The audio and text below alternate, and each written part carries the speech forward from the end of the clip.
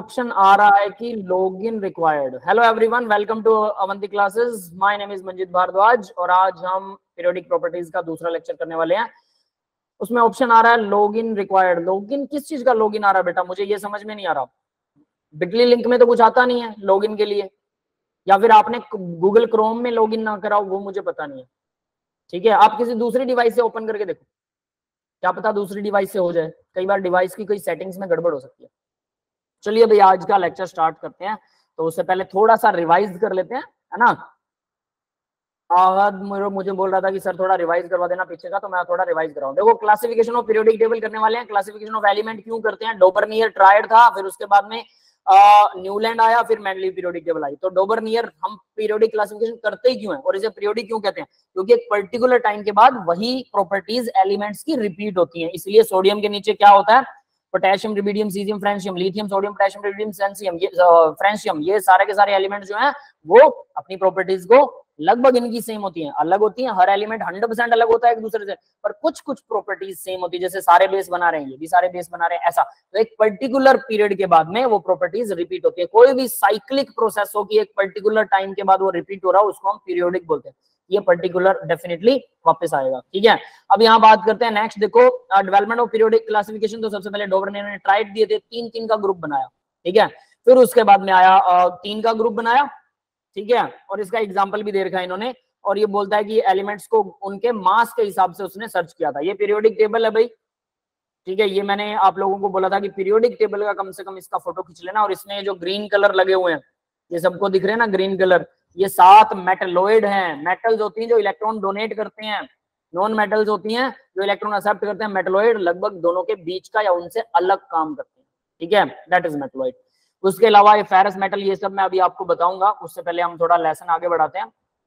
आगे देखिए, ये भी कल डिस्कस हुआ था। डोबरनियर के ड्रॉबैक थे। फिर लिथियम, सोडियम और पोटेशियम, ये तीनों डोबरनियर ट्राइड में आते हैं। इन दोनों का मास का एवरेज निकालोगे तो इतना ही निकलेगा। फर्स्ट और लास्ट का मास जोड़ के 2 से डिवाइड कर दो तो ये बीच वाला एलिमेंट का मास आ जाएगा। लेकिन इसका लिमिटेशन क्या था? ये कुछ ही एलिमेंट पर एप्लीकेबल है, सब पर नहीं है। फिर आया न्यूलैंड का लॉ, न्यूलैंड ऑक्टेव। इसने क्या कहा? ये बोलता है, इसने भी इंक्रीजिंग एटॉमिक मास के लिए, लेकिन इसने 8 एलिमेंट को, हर 8वां एलिमेंट सेम होगा। उसने तो बोला कि 3 का पेयर होता है, इसने बोला हर 8वां एलिमेंट सेम होगा। ठीक है, उस टाइम तक 56 एलिमेंट्स थे जो डिस्कवर्ड थे, और 56 पर ये सब पर लागू नहीं हो रहा था, ये सिर्फ कैल्शियम तक लागू हो रहा था। न्यूलैंड वाला, न्यूलैंड ऑक्टेव लॉ सिर्फ कैल्शियम तक। ठीक है सर, हर 8वें एलिमेंट की प्रॉपर्टी सेम होगी, मतलब कैरेक्टरिस्टिक सेम होगी। हाँ, हर 8वें एलिमेंट की प्रॉपर्टी सेम का मतलब 100% सेम नहीं है, याद रख लेना। जैसे मैं बता देता हूँ, साल्ट होता है NaCl होता है, यस सर। KCl भी साल्ट होता है। KCl नमक आप नहीं खा सकते हो खाने में, NaCl खा सकते हो, है ना। Yes sir. तो हालांकि दोनों ही एल्कली मेटल से बने हैं, वो पोटेशियम से, वो सोडियम से। तो पोटेशियम और सोडियम दोनों क्लोरीन के साथ रिएक्शन करते हैं, सेम फॉर्मूला बनाते हैं, बट उनके फॉर्मूला की प्रॉपर्टीज अलग होंगी। दोनों साल्ट हैं बट दोनों साल्ट की प्रॉपर्टी अलग होंगी। 100% मैच नहीं करेगा, बट कुछ कुछ चीजें सिमिलर होती हैं, समझ गए। जैसे हम और आप हैं, सबका 1 नाक 2 आंखें 1 मुंह 2 कान मिलेंगे, सबका मिलेगा 1 सिर मिलेगा। ऐसा तो नहीं है कि कोई हेडलेस पर्सन है हमारे बीच में, नहीं है ना। नहीं सर। कोई नोजलेस नहीं होगा, ईयरलेस नहीं होगा। हमें पता है आंखें भी 2 ही मिलेंगी, किसी की 1 आंख थोड़ा हो सकती है, किसी की 3 आंख नहीं होने वाली हमारे यहाँ। तो यानी प्रॉपर्टीज हमारी सेम मिल रही है, बट क्या सच में सेम है? क्या सब हम सारे एक जैसे ही हैं? नहीं है ना। कोई कम खाना खाता है, कोई ज्यादा खाना खाता है ना। किसी का हाइट कम है, किसी की ज्यादा है, किसी का मुंह पतला है, किसी का मुंह मोटा है, कोई हाथ पैर से मोटा है, कोई हाथ पैर से बहुत पतला है, किसी की आवाज कैसी है, सबकी आवाज भी अलग अलग होती है ना। तो यही चीज है कि वो सिमिलर मिल रहे हैं लेकिन 100% सिमिलर नहीं है। उसको ये मत सोचना कि सारों की सेम आ रही है, फिर तो पीरियोडिक प्रॉपर्टी में कुछ ही चीजें रह जाएंगी, है ना। अब आगे बढ़ते हैं उसी में कि नेक्स्ट देखते हैं। तो ये ऑक्टेव, न्यूलैंड ने ऑक्टेव ला दिया था और कैल्शियम तक एप्लीकेबल था। उसके बाद 56 एलिमेंट थे उस टाइम पे नॉन, लेकिन उन पे एप्लीकेबल ही नहीं था। फिर आया मेंडलीव पीरियोडिक लॉ। मेंडलीव ने भी एटॉमिक मास को ही प्रेफरेंस दी और 36 के 36 एलिमेंट्स को अरेंज किया, लेकिन इसने प्रॉपर्टी को ज्यादा प्रेफरेंस दी, मास से भी ज्यादा।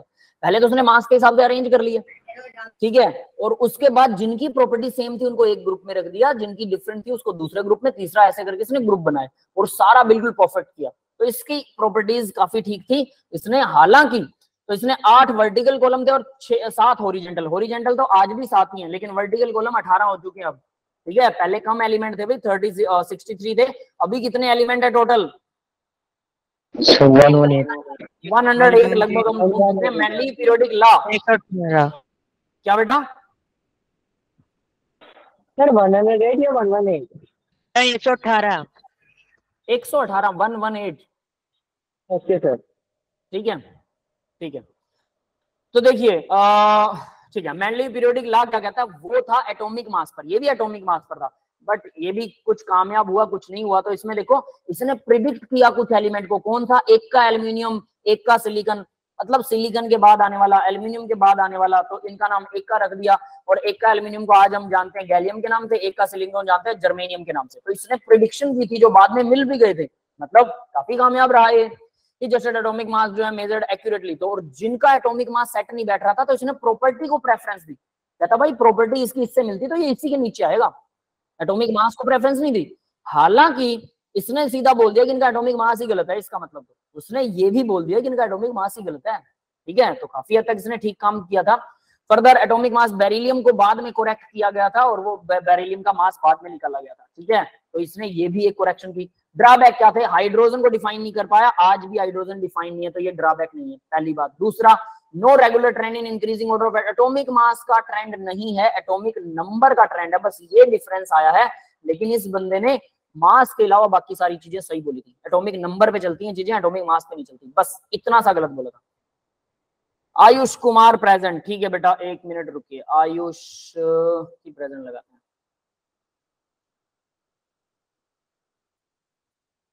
आयुष देखता हूं, आयुष राज सिसोदिया, इज दिस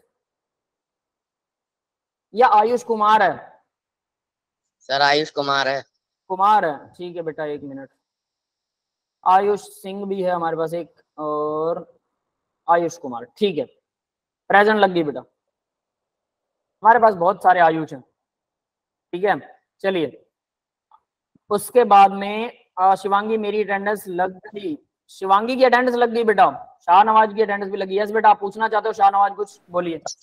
सर ये रूट वी जो फ्रीक्वेंसी वाली है उसको एक बार और रिपीट कर दीजिए। कौन सा? Sir root V. अरे ये तो नीचे आऊंगा, अभी अभी मैंने वो करवाया नहीं, डोंट वरी, ठीक है, अभी ऊपर वाले पर ही है। हाँ वो कर रहा हूँ बेटा, उसी को करेंगे, वो इंपॉर्टेंट वाली चीज है मॉडर्न पीरियोडिक लॉ के हिसाब से। तो देखो ड्रॉबैक थे मेंडलीव के, वो हाइड्रोजन को फिक्स नहीं कर पाया, वो आज भी फिक्स नहीं है, ठीक है। एटॉमिक मास के बजाय एटॉमिक नंबर, तो ये वाली बात तो ठीक है, ये उसने थोड़ा सा गड़बड़ लिया था। आइसोटोप जो बाद में मिले थे वो फेल हो गया था, comply with the periodic table, periodic table के साथ में आइसोटोप्स को उसने डिफाइन नहीं किया था, मतलब आइसोटोप को डिफाइन नहीं किया, बाकी सब उसका ठीक था, और एटॉमिक नंबर ले लेता तो सब कुछ सही था। तो उसकी गलतियां थी बहुत कम, इसलिए सबसे इंपॉर्टेंट उसको रखा जाता है। फिर अगर उसने फिर भी गलत किया था तो पढ़ाया क्यों जाता है? क्योंकि भाई उस बंदे ने मेहनत की थी तो उसका कहीं ना कहीं नाम होना चाहिए, हमने उसको कॉपी किया है, उसी को कॉपी किया, बस थोड़ा सा उसमें करेक्शन किया है, समझ गए? तो कैसे हमने उसको ढूंढा ये हम बताने की कोशिश कर रहे हैं, और थोड़े से करेक्शन के साथ आज हम जो पीरियोडिक टेबल चला रहे हैं, जो हम काम कर रहे हैं, वो आज हमारे पास है। लेकिन एक चीज बताता हूँ, जैसा कि पिछले लेक्चर में आप लोगों ने डिस्कस किया था, जो कुछ बच्चे मेरे पास बाद में बच गए थे तो उन्होंने कुछ डिस्कशंस की थी, तो मैंने एक चीज बताई थी, एटॉमिक नंबर के ऊपर डिपेंड करती है प्रॉपर्टी, और दूसरा साइज पे डिपेंड करती है, साइज एंड एटॉमिक नंबर। समझ में आया सभी को? अगर दो एलिमेंट का साइज सेम है ना, अगर दो एलिमेंट का साइज सेम है तो उनकी प्रॉपर्टी भी सेम होती है, लगभग सेम, भले ही एलिमेंट में प्रोटॉन का नंबर का डिफरेंस हो। हाइड्रोजन और हीलियम अगर इनका साइज सेम हो जाए, दोनों की प्रॉपर्टी सेम मिलेगी। कमाल की बात है ये, कमाल की, और इसका रीजन आज तक नहीं पता। इसका मतलब प्रॉपर्टीज किस चीज पे डिपेंड करती हैं? आप लोग चलिए मेरे को एक चीज बताइए, वाटर की प्रॉपर्टी सबको पता है, पीने के काम आता है, नहाते हैं, कपड़े धोते हैं, ठीक है। इसके अलावा आग बुझाने के काम आता है, नॉर्मल चीजें, कलरलेस होता है, ऑर्डरलेस होता है, स्मेल नहीं होती, इसमें ऑर्डर भी नहीं होती है, कलर भी नहीं होता है, सबको पता है। अब वाटर में क्या होता है, ये देखिए, हाइड्रोजन और ऑक्सीजन, ये वाटर है, सबको पता है ना फॉर्मूला? Yes sir. सभी ने इसका रट्टा लगाया था या समझा था? इसमें समझने वाली क्या बात है, पहले तो मेरे को रट्टा लगा रखा है सभी ने, प्रॉपर्टीज भी रट्टा लगा रखी है, क्लियर है? Yes sir. चलो अब एक और चीज पूछता हूँ, अगर किसी को वहम हो गई, नहीं मैंने तो वाटर को समझ रखा है, ठीक है भाई, आप बड़े इंसान हो सकते हैं, तो मुझे ये बताइए, वाटर में मैंने एक ऑक्सीजन ऐड कर दी, H2O2, हाइड्रोजन पर ऑक्साइड नाम है इसका, इसकी प्रॉपर्टी बता दो, क्योंकि वाटर को समझ रखा है तो मैंने सिर्फ एक ऑक्सीजन ऐड कर दी, तो प्रॉपर्टीज में क्या चेंज आएगा आप प्रिडिक्ट कर सकते हो? Anyone else? प्रिडिक्ट तो किया ही नहीं जा सकता, कोई नहीं बता सकता। अगर कोई फन्ने का आपको ये कहे कि मैं केमिस्ट्री में फन्ने का हूं और मैं प्रॉपर्टी बता दूंगा, ये तो समझने की चीज होती है, तो उसको बता देना कि H2O2 की प्रॉपर्टी बताओ, और ये क्यों बदल गई इतनी। H2O2 क्या पानी पीने के काम आता है? नहीं आता। ऑक्सीडाइजिंग एजेंट है, रिड्यूसिंग भी है, दोनों काम करता है। एसिडिक एसिड के साथ अलग बिहेव, बेस के साथ अलग बिहेव करता है। वाटर न्यूट्रल होता है, समझ गए? इस तरह से इसकी प्रॉपर्टी उसकी प्रॉपर्टी बहुत फर्क है। दूसरा, ये कान साफ करने की दवाई है, पता है आपको? कान साफ किया जाता है इससे। डॉक्टर लोग H2O2 आपके उसकी एक पोटेंशियल अलग होती है, आप लोग घर पे एक्सपेरिमेंट मत करने लग जाना।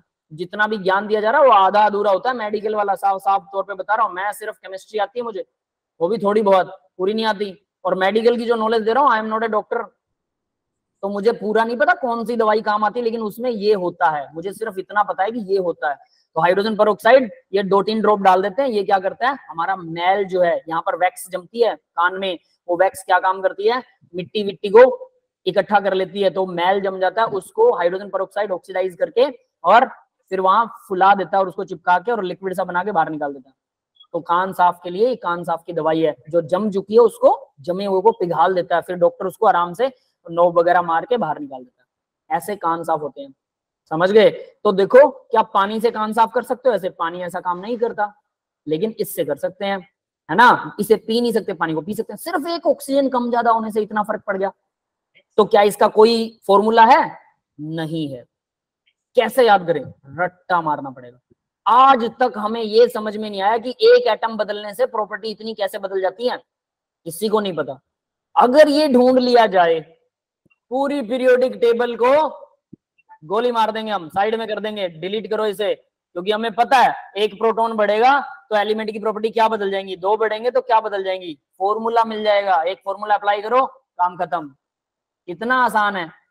क्योंकि ये डेवलपमेंट आज तक नहीं हुई, इसलिए हम सीधा सीधा मेंडलीव पीरियोडिक टेबल को भी पढ़ाते हैं, डोबरनियर, न्यूमैन, ऑक्टेव, इन सबको पढ़ाते हैं, ताकि शायद किसी बच्चे को, शायद किसी यंगर साइंटिस्ट को, शायद किसी अदर पर्सन को कुछ समझ में आ जाए और वो शायद कोई और अच्छा फॉर्मूला डिराइव कर ले जो कि सब पर एप्लीकेबल हो। मतलब अभी भी तरक्की की 100% गुंजाइश है, एक या दो नहीं, 100%। समझ गए? That is why we study the periodic table and its history also. Clear है बेटा सबको ना? कृष्णा इज सेइंग, कृष्णा की अटेंडेंस लग गई क्या? मुझे याद नहीं है बेटा, मैं चेक करके बताता हूँ। Krishna, wait a moment. KRISH, Krishna नहीं लगी थी, ठीक है, लगा दी बेटा, आपकी प्रेजेंट लग चुकी है। ओके, चलिए तिवारी की प्रेजेंट लगा दी। रोहित, एक मिनट देखता हूँ बेटा।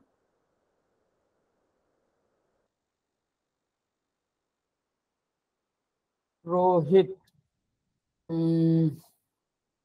B01 में है रोहित, ठीक है बेटा, आपकी प्रेजेंट भी लगी। एनीवन एल्स, कोई और भी रह रहा है तो बता दो।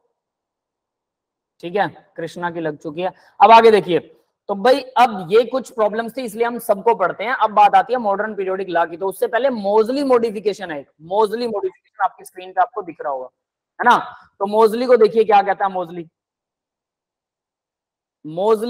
मोजली ने बोला कि उसने बम्बार्ड किया high speed electron on different metal surface, अलग अलग मेटल सरफेस के ऊपर बम्बार्ड किया इलेक्ट्रॉन को, और प्लॉट फ्रीक्वेंसी ऑफ इलेक्ट्रॉन का under root versus Z atomic number. मतलब ये एटॉमिक नंबर है यहां और यहां पर है फ्रीक्वेंसी, इन दोनों का एक ग्राफ प्लॉट किया और वो ग्राफ जो आया वो स्ट्रेट लाइन था। That is the straight line. क्या बेटा?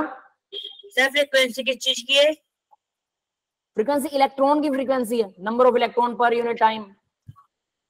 ओके सर, ठीक है, तो ये फ्रीक्वेंसी नंबर ऑफ इलेक्ट्रॉन्स कितने उसने बम्बार्ड किए, उसकी फ्रीक्वेंसी बढ़ा के घटा के सभी एटम्स के ऊपर लगाया, अलग अलग एटम्स पर। तो उसने देखा कि फ्रीक्वेंसी और जेड का ग्राफ बिल्कुल स्ट्रेट लाइन आ रहा है, जहां पर अंडर रूट फ्रीक्वेंसी इक्वल ए इंटू जेड माइनस बी, ए और बी यहाँ पर कॉन्स्टेंट है। ठीक है, इस इक्वेशन का यूज किया और यहां से उसे समझ में आया कि एटॉमिक मास का चक्कर नहीं है, पीरियोडिक प्रॉपर्टीज स्ट्रेट लाइन आ रही है एटॉमिक नंबर की वजह से।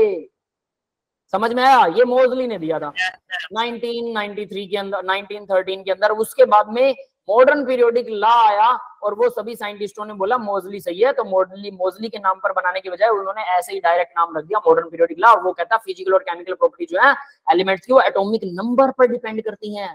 These are the function of atomic numbers, that's it. ये है मॉडर्न पीरियोडिक लॉ। अब पीरियोडिसिटी क्या होती है भाई?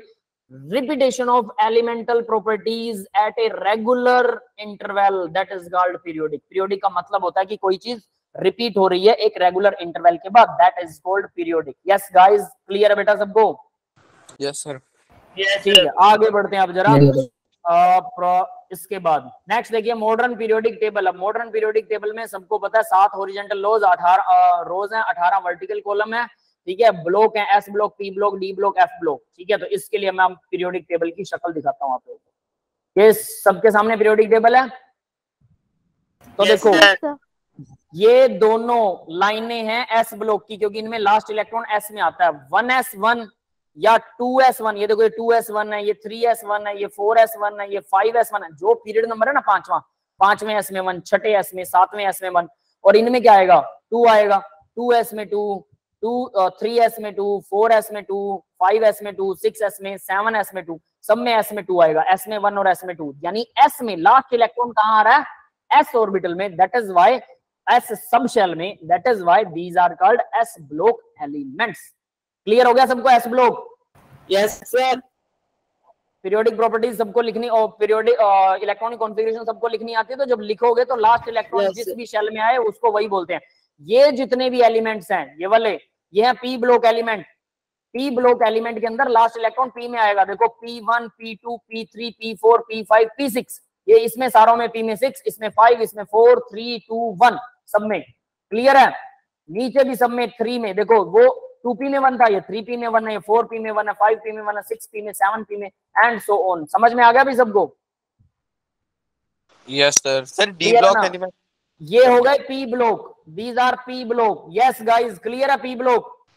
Yes sir.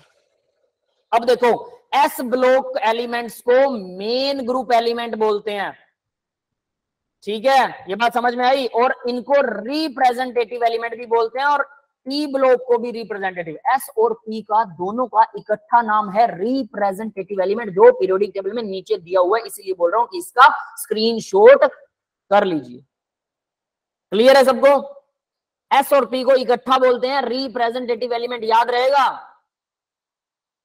रिटर्न में भी है, ये आगे नोट्स में रिटर्न में भी है। नो वरी अबाउट दिस कि मैं सिर्फ यहां बता रहा हूं, पीरियोडिक टेबल में भी रिटर्न में है, तो मैं ओवरली आपको समझा रहा हूं। अब दूसरी देखिए, इन दोनों के बीच में जो एलिमेंट भरे जा रहे हैं, ये दोनों के बीच में s और p के बीच में 21 वाला, 89 वाला, ये होते हैं डी ब्लॉक एलिमेंट। ये वाला box D block. Yes guys, clear है भाई? Yes sir. इसको बोलते हैं ट्रांजिशन एलिमेंट। ट्रांजिशन का मतलब होता है ट्रांसफर, लाइक जैसे ट्रांसफर हो रहा है। तो देखो एस ब्लॉक मेटल होते हैं, बिल्कुल। पी ब्लॉक क्या होते हैं? पी ब्लॉक में मेटल भी आते हैं, नॉन मेटल भी आते हैं, मेटलॉइड भी आते हैं। डी ब्लॉक में सिर्फ मेटल होते हैं, लेकिन ब्लॉक बदल गया ना, एस और पी के बीच में आ रहे हैं, और मेटल से नॉन मेटल की तरफ हम बढ़ते हैं एस से पी में। एस मेटल है, पी में नॉन मेटल आ जाती है, मेटल के बाद नॉन मेटल आए थे, तो एस से बढ़ रहे हैं पी की तरफ, नॉन मेटल्स आ जाती हैं, पी में मेटल भी होती है लेकिन नॉन मेटल आ जाती है। बीच में आ रहे हैं डी ब्लॉक, ब्लॉक अलग है, ये बीच में आ रहे हैं, तो ट्रांसफर हो रहा है। किस चीज का ट्रांसफर हो रहा है? मेटल से नॉन मेटल की तरफ ट्रांसफर हो रहे हैं element. These elements are called D block element, और ट्रांजिशन, ट्रांसफर हो रहा है, ट्रांजिशन एलिमेंट। यस, क्लियर हुआ सबको? सर एक बार रिपीट कर दीजिए। ठीक है, दोबारा से रिपीट करता हूं। देखो बेटा, एस और ये हो गए एस ब्लॉक, ये हो गए पी ब्लॉक।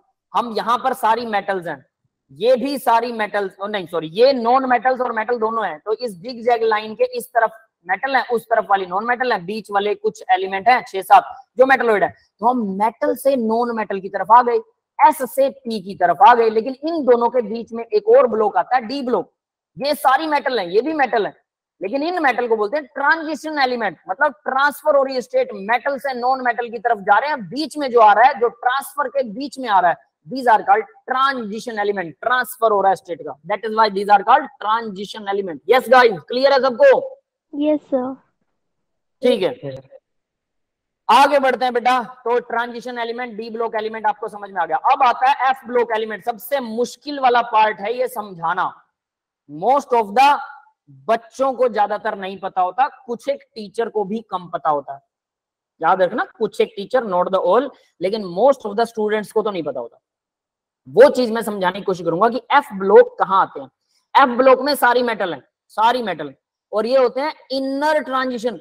ट्रांजिशन एलिमेंट के भी बीच में आते हैं, that is called inner transition element. समझ में आ गया? अब ट्रांजिशन के बीच में ये कैसे आते हैं ये बताता हूं, इसको ध्यान से देखना, और ये चीज फिर आप मुझे रिकॉल करना कि आपको समझ आया कि नहीं आया। ये स्कैंडियम, यट्रियम, लैंथेनम, एक्टिनियम, ये वाली रेड लाइन सबको दिख रही है भाई? हाँ सर दिख रही है। Yes sir. इस रेड लाइन से मैंने पीरियोडिक टेबल को दो टुकड़ों में काट दिया, ऐसे दूर कर दिया। इमेजिन कर लो, ऐसे दूर कर दिया दोनों को, रेड लाइन से काट के, और ऐसे दूर कर दिया दूर। Yes yes sir. Sir. Clear है सबको? दूर कर दिया मैंने। दूर करने के बाद अब देखो, यहां पर देखो मैंने एक रिंग लगाया है रेड कलर का, 57 लैंथेनम दिख रहा है? Yes sir. 89 atomic number actinium, ये भी दिख रहा है? Yes sir. तो 57 के बाद क्या आना चाहिए? 58 ये रहा सीरियम, 58 दिखा सीरियम। Yes sir. 89 के बाद 90 आना चाहिए थोरियम, ये 90 आया थोरियम। यानी यहाँ पर तो 72 और 104 आ गया, 57 के बाद सीधा 72 आ गया। इसका मतलब बाकी के एलिमेंट कहाँ गए? ये रहे। तो यानी इसको जो आपने दूर किया था बीच में इन दोनों लैंथेनम के बाद सीरियम आना चाहिए। तो मैंने देखो नीचे लिख रखा है यहाँ पे लैंथेनम, ये दिख रहा है सबको? पेन से लिखा हुआ लैंथेनम और एक्टिनियम। Yes sir. यानी ये इसके बाद शुरू होंगे, तो लैंथेनम के साथ इसको जोड़ दो। जो दूर किया ना आपने, दोनों को रेड लाइन से काट दिया, दूर कर दिया। अब ये दोनों लाइनें नीचे से उठाओ और लैंथेनम और एक्टिनियम के साथ चिपका दो, चिपक गई। क्लियर है? इसका मतलब ये लास्ट वाला एलिमेंट देखो, ल्यूटेटियम। ल्यूटेटियम है 171, सॉरी, ये देखो 71 एटॉमिक नंबर। 71 के बाद क्या आएगा? 72 है होफनियम का, मतलब ये होफनियम के साथ चिपक जाएगा ल्यूटेटियम। समझ में आ गया? Yes sir. तो यानी ये पीरियोडिक टेबल बीच में से टूटेगी और फिर सिर्फ दो लाइनें बीच में जुड़ेंगी और बाकी की लाइनें दूर दूर हो जाएंगी। यस बेटा मंजीत बोलिए, मंजीत हुड्डा। सर इन ये जो एलिमेंट्स हैं इनको अलग से एफ ब्लॉक में क्यों लिखे हैं? मतलब हम नॉर्मली डी ब्लॉक में भी तो वैसे जोड़ सकते थे। देखो बेटा, डी ब्लॉक कौन से होते हैं? जिनमें लास्ट इलेक्ट्रॉन डी में आएगा। एफ ब्लॉक जिनमें लास्ट इलेक्ट्रॉन एफ में आएगा। Okay sir. ठीक है। और दूसरी बात बताता हूं, जो मैंने कहा ना काटो और इसको इतना लंबा कर दो, पीरियोडिक टेबल बहुत लंबी नहीं हो जाएगी। लेंथ, लॉन्ग पीरियोडिक टेबल, इसको बोलते हैं long form of periodic table. Periodic table में इस तरह से कितने ग्रुप्स आते हैं? 32 ग्रुप आते हैं। 18 लिखे हो ना वहां? 18 नहीं है, 14 ये भी जोड़ लो नीचे वाले एफ ब्लॉक वाले। लेकिन क्योंकि लॉन्ग फॉर्म को पेपर पे दिखाना आसान नहीं था, इसलिए इन्होंने बीच में से काट दिया और काट के एफ ब्लॉक को नीचे लिख दिया, काट के नीचे लिख दिया, बट वो है वहीं। क्लियर है? Yes sir. ये बात सबको समझ में आई? तो लंबाई में बहुत है पीरियोडिक टेबल, 32 एलिमेंट है लंबाई में। ठीक है, तो ऐसे यानी ऐसे वाले जो ग्रुप बनेंगे 32, और पीरियड्स कितने बनेंगे? पीरियड्स तो 7 ही बनेंगे। ये देखो, ये पहला है, ये दूसरा, तीसरा, चौथा, पांचवा, छठा और सातवां। यस, समझ में आया बेटा? पीरियड तो 7 ही है, लेकिन लंबाई बहुत ज्यादा है इसकी। अब आपको ज्यादा नहीं नजर आ रही होगी, ठीक है? एफ ब्लॉक को इसके बीच में घुसाओ, ज्यादा नजर आ जाएगी। यस, क्लियर हुआ सभी को? सर अगर एफ ब्लॉक को हम डाल देंगे तो नंबर ऑफ ग्रुप्स भी तो बढ़ जाएंगे। क्या क्या? अगर एफ ब्लॉक को डाल देंगे तो ग्रुप्स का नंबर चेंज नहीं हो जाएगा फिर? जो मैं तो पहले से कह रहा हूँ 32 होते हैं, मैंने तो कहा ही नहीं 18 है। मैंने बोला 18 तो अभी गिनते हैं, एक्चुअल में ये 32 होते हैं। इसीलिए ऊपर देखोगे ना आप, सही तरीके से देखोगे, देखो थर्ड फोर्थ ये ग्रुप बता रखे हैं इन्होंने। इनके बीच में भी कुछ नाम होते हैं, A1, A2, B1, B2, इस तरह के नाम आपको किसी और पीरियोडिक टेबल में ऐसे नाम दिखेंगे, A1, A2, B1, B2। समझ गए? क्योंकि वो एफ ब्लॉक को अंदर उसको काउंट करता है। तो हमने क्या किया कि हमने थोड़ा सा इसमें गड़बड़ कर दी। हमने मान लिया कि 18 ही है और एफ ब्लॉक को बिल्कुल अलग ही पढ़ लो, बार बार झंझट मत करो। क्योंकि अगर 32 लिखोगे तो फिर बच्चे कहेंगे सर ये तो 18 लाइनें बन रही हैं, फिर उनको फिर से कंफ्यूजन को क्लियर करने के लिए फिर से बताना पड़ेगा कि ये वाली लाइन है इसके बीच में है, तो बच्चे कहते हैं दिखाई क्यों नहीं, क्योंकि भाई वो लंबाई में ज्यादा बन जाएगी इसलिए दिखाई नहीं जा सकती, इसलिए इसको नीचे दिखाते हैं। इसको ऐसे लगा लो, मान लो ये जो डी ब्लॉक है ना, देखो यहां से लेकर और यहां तक डी ब्लॉक है ना, मैं ये बॉक्स यहां से काट देता हूं और एस की 2 लाइनें और पी की 6 लाइनें आपस में चिपका देता हूं, चिपक गए, और इसको अलग से नीचे दिखा देता हूं, 4 लाइनों को शो कर सकते हैं ना, समझ में आया? No sir.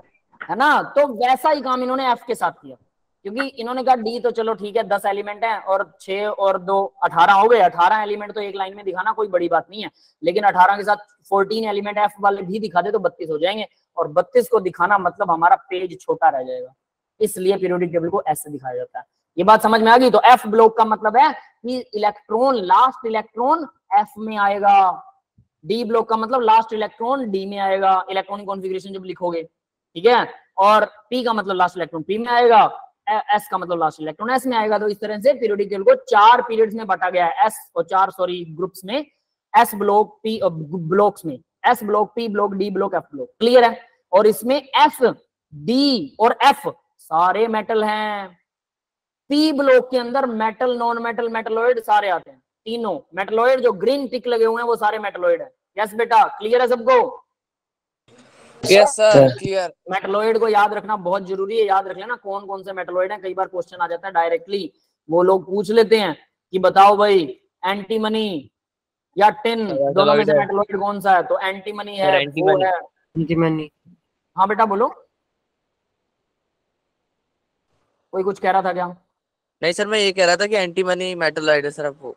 Okay okay okay, ठीक है, तो इस तरह के कुछ क्वेश्चंस भी आ जाते हैं, बच्चे उसमें कंफ्यूज हो जाते हैं, ठीक है, तो आपको कंफ्यूज नहीं होना है, याद रखना है, साथ ही नॉन मेटलॉइड्स हैं। आगे बढ़ते हैं, तो S block P block D block सबको समझ में आ गया।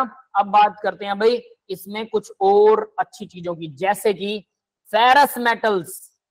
फेरस मेटल कौन सी होती हैं? आयरन, कोबाल्ट, निकल, ये तीनों होती हैं फेरस मेटल। ये जो ऊपर वाला बॉक्स है ये फेरस मेटल का है। यस, क्लियर है सबको? Yes sir. Yes sir. ठीक है, तो सर ये पूरा डब्बा, ये वाला है, ये वाला बॉक्स बेटा, मैंने पेन से बॉक्स बना रखा है, मैं यहाँ रेड लाइन से बॉक्स बना रहा हूँ, ये वाले बॉक्स को बोलते हैं फेरस मेटल। क्लियर है? Okay sir. नीचे जो 6 एलिमेंट लिख रखे हैं, नीचे वाला डब्बा, ये देखो ये वाला चौरस डब्बा जो मैंने नया बनाया, इनको बोलते हैं प्लेटिनम मेटल। नीचे यहाँ प्लेटिनम मेटल लिखा हुआ है, क्लियर है? Yes sir. प्लैटिनम मेटल ठीक है, बोलते हैं। इस प्लेटिनम मेटल में कौन कौन सी मेटल आती हैं? अब आप वो नाम देख सकते हो, ruthenium, rhodium, palladium, osmium, iridium, platinum. Platinum तो पक्का आएगा प्लेटिनम मेटल में, ठीक है सर इन्हें प्लैटिनम मेटल्स क्यों बोलते हैं? बेटा? देखो, जैसे उसको फेरस मेटल बोलते हैं क्योंकि जब एलॉय बनाए जाते हैं तो फेरस, आयरन के अंदर निकल भी मिलाया जाता है, कोबाल्ट भी मिलाया जाता है, और इनकी प्रॉपर्टीज निकल कोबाल्ट की ना लगभग आयरन के जैसी हैं, और इनका एलॉय जो है वो और स्ट्रॉन्ग बन जाता है। दैट इज व्हाई इन तीनों को मिक्सचर की फॉर्म में यूज किया जाता है, एलॉय की फॉर्म में यूज करते हैं। और दूसरी चीज, ये तीनों ही काफी स्ट्रॉन्ग मेटल्स हैं, इसलिए इन तीनों को सिमिलर प्रॉपर्टी होने की वजह से फेरस मेटल बोल देते हैं। नीचे प्लेटिनम मेटल मतलब प्लेटिनम लाइक मेटल है, प्लेटिनम नहीं, ये हैशटैग जो लगा हुआ है इन्हीं का कहते हैं, ये हैशटैग आपने लगा रखे हैं सर, बहुत से मतलब कुछ में लगा हैश, रखे हैं। ये सारे एक्सेप्शन है बेटा, एक्सेप्शन। देखो ऊपर हैश का ऊपर लिख रखा मैंने एक्सेप्शंस, तो अच्छा ये सर, ये लगा दिखा, ये रहा एक्सेप्शंस। जितने भी हैश लगा रखे हैं इसका मतलब है ये सब एक्सेप्शंस हैं, ठीक है। तो अब देखो इसके अंदर एक और मेटल आती है, आपको पता होगा, कॉपर के, सिल्वर के और गोल्ड के सिक्के चला करते थे। सिक्के, 1 रुपए का सिक्का, 2 रुपए का, अठन्नी चवन्नी दवन्नी चलती थी जब सिक्के चलते थे ना, तो इन तीनों मेटल को बोलते हैं कोइन एज मेटल। मैंने इनका नाम नहीं लिखा क्योंकि ये बात बहुत कॉमन है, ये सबको पता होनी चाहिए कि कॉपर के सिक्के आते थे, बिल्कुल तांबे से सिक्के बनते थे, गोल्ड के भी बनते थे, चांदी के भी सिक्के बनते थे। आज भी गोल्ड और चांदी के सिक्के तो बनते हैं ना, महंगे आते हैं बस, बनते हैं, है ना। लोग शादियों में देते हैं, पता, लोग शादियों में गिफ्ट के फॉर्म में सोने का सिक्का दे देते हैं, ये ले बेटा सोने का सिक्का, चांदी का सिक्का, बहुत जगह पे चलता है ना। और होली दिवाली पर भी लोग गिफ्ट के फॉर्म में ये देते हैं। हाँ बेटा शाहनवाज बोलिए। सर जनरली जो अभी सिक्का चलता है वो किस चीज, कौन से मेटल का बना होता है? उसमें आयरन भी होता है और एक और था, नाम भूल गया मैं उसका, एलोय था, उस एलोय को बोलते तो हैं, क्या बोलते हैं से, आई डोंट नो यार, नाम भूल गया मैं, दिमाग से निकल गया, कोई बात नहीं, वो बता दूंगा या नेट पे सर्च कर लेना। ब्रास नहीं बेटा, ब्रास तो पित्तल होता है, ब्रास तो पित्तल होता है, पित्तल को बोलते हैं ब्रास। ब्रोंज, एक ब्रोंज मेटल होता है, पता है, कांसा, bronze Yes, metal bronze alloy bronze होता है। हाँ बर्तन भी आते हैं वो एलोय होते हैं, ब्रास और ये भी एलोय होता है। जो हमारा आजकल सिक्का आता है ये लोहा होता है इसमें ज्यादातर, लेकिन लोहे के साथ एक और मेटल, एक या दो और मेटल का मिक्सचर होता है, तो उससे बनता है। अब मेरा नाम भूल गया उनका, ठीक है, लेकिन आप वो नेट पे सर्च करोगे मिल जाएगा, डोंट वरी, ठीक है, कॉमन सी जनरल नॉलेज है। अब आगे बढ़ते हैं, तो देखिए ठीक है, ये हो गया, ये हो गया, प्लेटिनम मेटल आ गया। अब देखो नीचे देखते हैं, नीचे चलते हैं। मैंने दो जगह पर इंपॉर्टेंट मार्क कर रखा है, एक रहा ये इंपॉर्टेंट, एक रहा ये इंपॉर्टेंट, दिख रहा है सबको? Yes Yes, sir. सर। अब ये इंपॉर्टेंट ऊपर वाला जो है ये पैलाडियम के लिए है, पीडी के लिए ये लाइन ऐसे जिगजैग सी बना के और यहां तक मैंने पहुंचा दिया पैलाडियम के लिए। पैलाडियम जो है ये एक्सेप्शन है, नीचे जो थोरियम लिखा हुआ है वो भी एक्सेप्शन है, लेकिन ये दो ऐसे एक्सेप्शन है, इनको इंपॉर्टेंट क्यों मार्क किया, ये दो ऐसे एक्सेप्शन है जो डबल एक्सेप्शन है। डबल एक्सेप्शन मतलब जनरली एक्सेप्शन में एक इलेक्ट्रॉन लेफ्ट टू राइट चला जाता है, जो होना चाहिए उसका उल्टा हो जाता है, एक इलेक्ट्रॉन का हेर फेर होता है।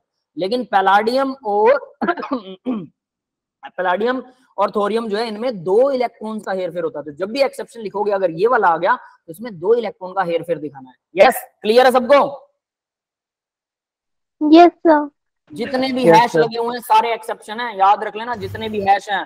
तो देखो niobium, molybdenum, ruthenium, rhodium, palladium, AG silver, AU gold, copper और रुंटगेनियम, ये सारे के सारे, प्लेटिनम, फिर लैंथेनम, एक्टिनियम, ये सारे एक्सेप्शन है। कॉपर और क्रोमियम तो है ही है।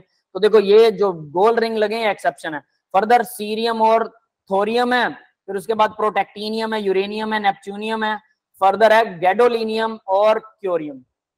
ये पूरी पीरियोडिक टेबल में अभी जितने रिंग लगे हुए हैं इंपॉर्टेंट वाले रिंग को छोड़ के सारे आप काउंट कर सकते हैं, ये सब एक्सेप्शनल इलेक्ट्रॉनिक कॉन्फ़िगरेशंस हैं।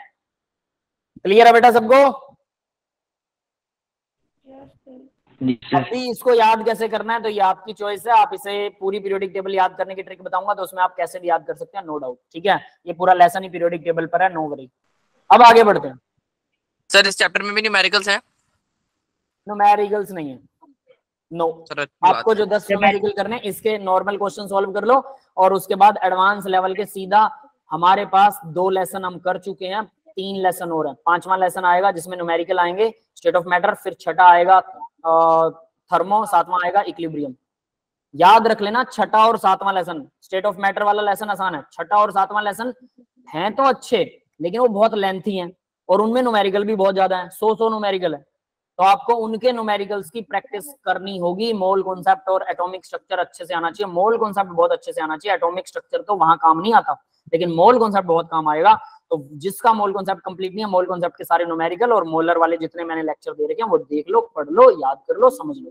कोई प्रॉब्लम आ रही है तो व्हाट्सएप में आप फोटो क्लिक करके मेरे को भेज सकते हो, मैं आपको सीधा करवाऊंगा, ठीक है। मैंने आपको साइट बता दी, वहां से आप जाके एडवांस लेवल के सॉल्यूशन के साथ क्वेश्चन देख सकते हैं। हर रोज सिर्फ 3 क्वेश्चन करने टॉपिक वाइज। तो मोल कॉन्सेप्ट के 3-3 करना शुरू कर दो, ठीक है। सारे क्वेश्चन मोल कॉन्सेप्ट के हो जाएंगे। फर्दर आपको, और ये नॉर्मल लेसन चल रहा है, अब पीरियोडिक प्रॉपर्टीज वाला लेसन बहुत आसान है, थ्योरी है सारी, पढ़ते ही समझ में आएगी। और ये पीरियोडिक टेबल सामने रखी हो तो ये जो बातें मैं बकवास कर रहा हूँ ये सारी आप भी बता सकते हो, इट्स टू इजी, कर सकते हो ना, ये वाली बात तो बता ही सकते हो। एक्सेप्शन मैंने मार्क लगा रखा है, सारे एक्सेप्शन दिखा रखे हैं, इंपॉर्टेंट लगा रखा है, डबल एक्सेप्शन है, पैरस मेटल वो भी निशान लगा रखा है। तो मैं तो सिर्फ आपको डिलीवर कर रहा हूँ, कुछ बता नहीं रहा हूँ, कुछ खास इसमें है नहीं। समझ रहे हो बेटा सभी? Yes sir. ये चीजें आप भी समझ सकते हो बड़े आसानी से। तो देखो आगे, फिर भी पहली बार हमें बताना जरूरी होता है।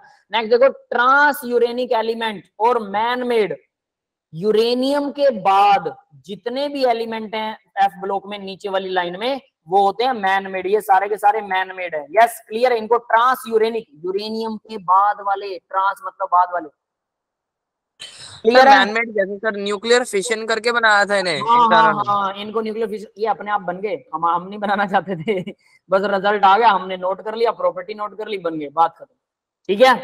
अच्छा सर, जितने भी 118 एलिमेंट है इनमें से एक भी मैन मेड नहीं है ना? कौन से? 118 में से कोई भी मैन मेड नहीं है ना? अरे क्यों नहीं है, ये यूरेनियम के बाद वाले सारे ही हैं। और उसके बाद टेचनियम, टीसी, ये रहा, ये भी मैन मेड है, डी ब्लॉक में ये, और इधर से ये सारे, और हो सकता है बीच में भी कोई एक दो हो, मैंने कभी इस पे बहुत ज्यादा ध्यान नहीं दिया। ये सारे मैन मेड है। मतलब इंसान इतना आगे पहुंच चुका है कि वो एक नया एलिमेंट या फिर एक नया अरे एटम तुक्के क्रिएट से कर सके। डिस्कवरियां होती हैं बेटा, तुक्के से होती हैं, ऐसा नहीं है कि ये मतलब उन्होंने सोचा कि मैं इसको बनाऊं। अगर ये गलती से, अगर ये बाई प्रोडक्ट ना होता फिशन रिएक्शन का, अगर ये बाई प्रोडक्ट ना होता तो वो बना भी नहीं सकते थे। वो तो उन्होंने रिएक्शन गलती से सामने आ गई, इसलिए गलती से इनकी प्रॉपर्टीज आ गई। क्योंकि हमारे पास आज भी न्यूक्लियर रिएक्शन को कंट्रोल करने का तरीका नहीं है। अगर होता तो 118 से आगे भी लाइन लगी होती है एलिमेंट्स की, याद रख लेना।